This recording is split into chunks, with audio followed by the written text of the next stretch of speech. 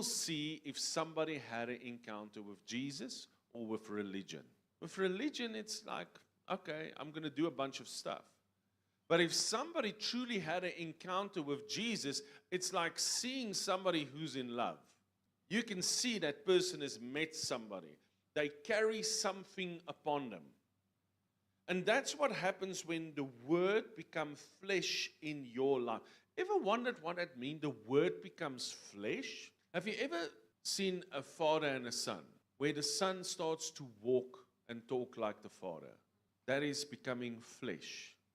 Like the Word manifests through your flesh. So once you start to live God's Word, it comes through your flesh.